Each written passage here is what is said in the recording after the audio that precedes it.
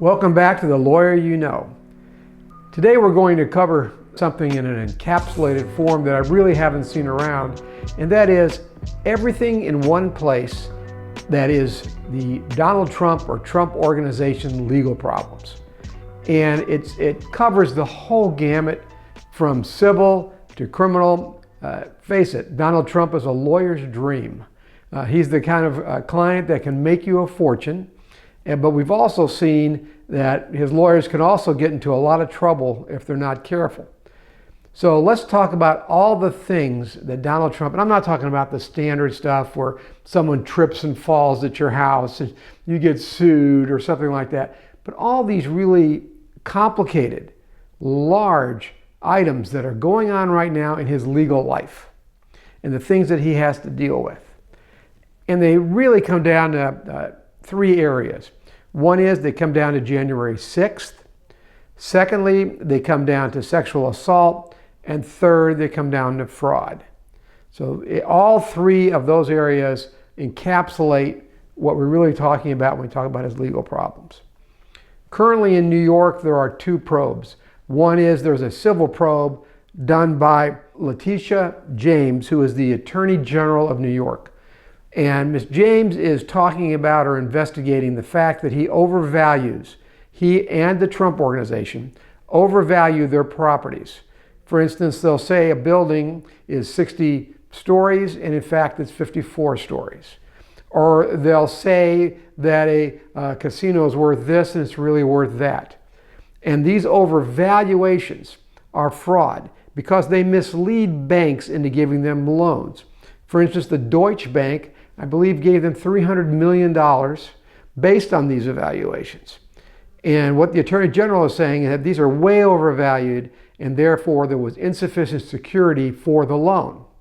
One of the pieces of evidence they have in this is the tax returns of the Trump Organization value these same pieces of property less than what they put on their financial statements to give to the bank.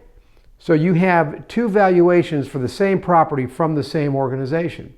And just recently, the CPA or the accounting firm that was representing the Trump and the Trump organizations withdrew everything. They ran as quick as they could away from Trump and away from the Trump organization, saying you cannot rely on the financial statements we prepared because we have found discrepancies in the information we received from the Trump organization. So she's investigating that. Simultaneously, Cyrus Vance, who's the district attorney in New York, is doing a criminal investigation on the Trump Organization and Donald Trump based on those same facts, based on the same frauds that are alleged by the Attorney General of New York. The difference is the Attorney General of New York can do depositions, which means she can subpoena Trump, she can subpoena Donald Trump Jr., she can subpoena Ivanka, she can subpoena anybody she wants for a deposition in the civil investigation. And she has done that. And they have tried to try to go before the court so far and say they shouldn't be deposed. The courts have said, yes, there is every right, the Attorney General has every right to depose anybody she wants in this investigation. However, keep in mind that Donald Trump, because he's also under criminal investigation, could claim his Fifth Amendment right in that deposition. So even though he has to show up for the deposition, he still may not have to answer any questions because he certainly has a legitimate claim to a Fifth Amendment right because the district attorney in New York, Cyrus Vance, is doing a criminal investigation based on the same set of facts. So as we go through this, you might be wondering, Donald Trump's got a lot of money. He must be paying his attorneys a lot of money. But guess what? Not only is he paying them a lot of money, but the Republican Party has paid so far $1.6 million of Donald Trump's legal fees. Why is that? It's never been done before. Totally break with any precedent. He's not a candidate under the Republican banner. He is not a Republican office holder. He is just a citizen, just like everybody else. But they want to keep on his good side because, number one, he's a great fundraiser. And number two, he is a person that can get out the loyal voters for the Republican Party. So to keep him on the good side, They have voted. They're a private entity. They can do whatever they want with their money. They have so far devoted $1.6 million to his legal fees. So what else is going on? Well, I talked about Cyrus Vance. We talked about the overvaluing of property. You know what else Cyrus Vance has done as the District Attorney of New York? He is the one that arrested Alan Weiselberg. He is the former CFO of the Trump organization. He has charged him with payroll type fraud. In other words, he received benefits like a car, an airplane, a condominium, and did not claim those on the payroll taxes. So therefore, he received additional payroll or additional compensation, didn't claim it, and that is fraud. So the Trump organization is also charged in that. Now they're hoping to have him cooperate against Donald Trump, but that hasn't happened yet. That case right now looks like it's going to trial, and they're trying to try that by the end of 2022. Why is it that we can do depositions by the Attorney General of New York? Why doesn't the District Attorney of New York, Manhattan, Cyrus Vance, why doesn't he do depositions? Because he can only subpoena people into a grand jury. The difference is, in a criminal grand jury in New York, you subpoena someone to testify there, they receive immunity. You can't prosecute them for what they're saying in the grand jury. But you can use the deposition done by the Attorney General of New York against them in the criminal case. So that's why these two are kind of working together and working against Donald Trump. Summer Zervos. Summer Zervos was on The Apprentice and sued Donald Trump for sexual assault. He defended that, was never deposed in that case, and the case was dropped by her. Michael Cohen. Remember Michael Cohen, the former attorney for Donald Trump? Well, he sued the Trump organization, trying to receive his attorney's fees for having to defend himself for the criminal case that he was arrested for. The court has dismissed that suit.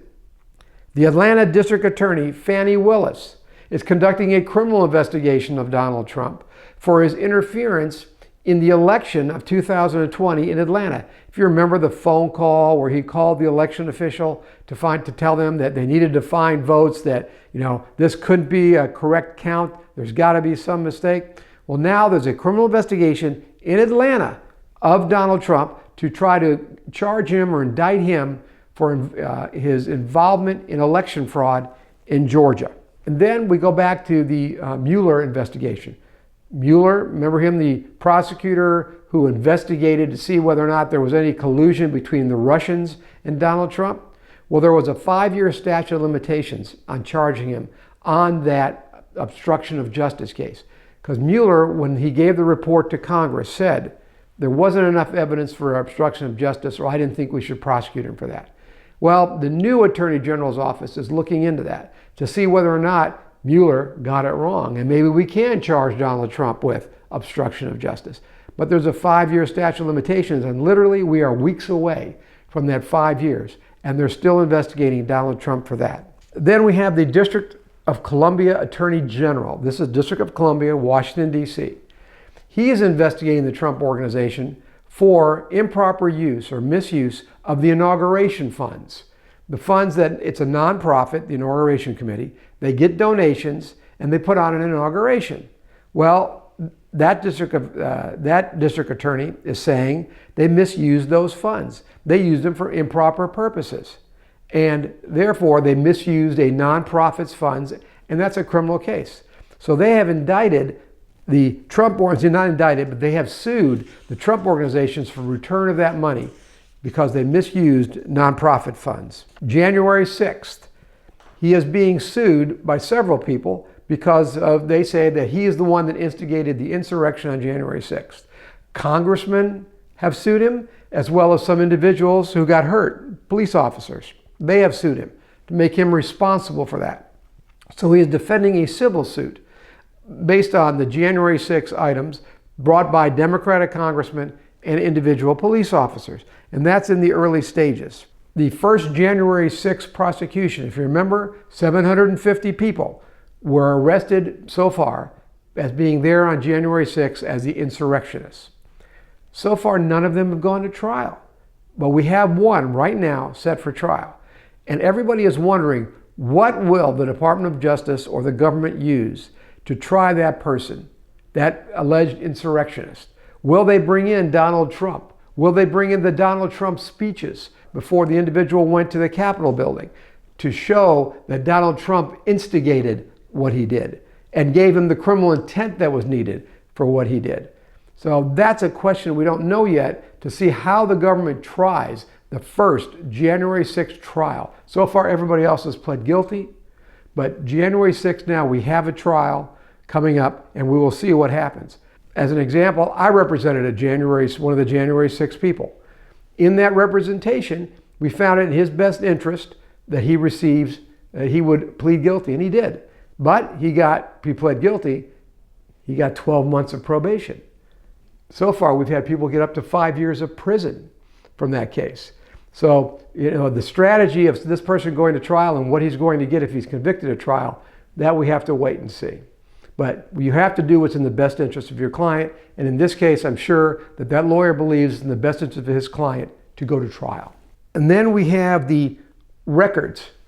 How many times has Trump sued on the disclosure of White House records? Or how many times has he sued for the executive privilege?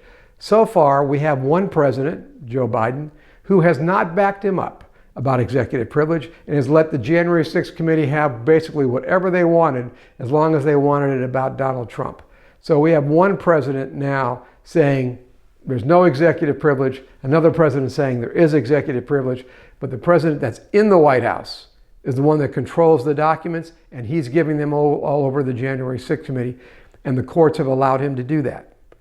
And then what about the latest thing? The latest thing is we found 15 boxes of classified material at Mar-a-Lago. Those 15 boxes were seized by the National Archives because a president is supposed to give all his material to the National Archives. It doesn't belong to him, it belongs to the people of the United States. And there's an investigation now. They're saying, why shouldn't the FBI investigate the fact that he took classified materials and put it in his personal home at Mar-a-Lago? Some people are saying, isn't that hypocritical? Did he complain about Clinton having classified material on her personal server at her personal home in New York? So why, if that's wrong, what he did must have been wrong. Another argument, he's the president of the United States. When he was president of the United States, he could decide what was and wasn't classified. If he wanted to, he could make all those things unclassified. So I don't think anything's going to come of that, but people are yelling and screaming for an FBI investigation in his possession of classified documents. There's protesters right now outside of Trump Tower. Those protesters were allegedly roughed up by security guards at Trump Tower. Those protesters are suing Donald Trump because they were assaulted by his security guards when they were out front protesting. So he's having to defend suits like that. On The Apprentice. Remember that TV show where he was, going to make millionaires or successful businessmen out of people? On that show, they promoted a company called ACN Videophone. Well, it turns out that became a Ponzi scheme, or an alleged Ponzi scheme. People are suing The Apprentice and Donald Trump and his organization, saying they promoted a Ponzi scheme.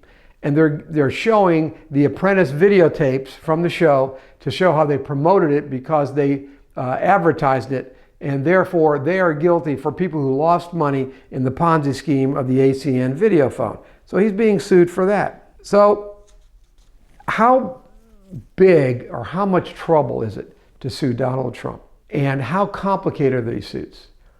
If you think about it for a second, just in the one payroll case that Weiselberg and the Trump organization are being indicted for, where they did not state all of the payroll, all the compensation, there are over 6 million documents. 6 million documents. Think how many documents there are in all these other cases. Think how much attorney time, staff time, if you're just trying to compete with the government.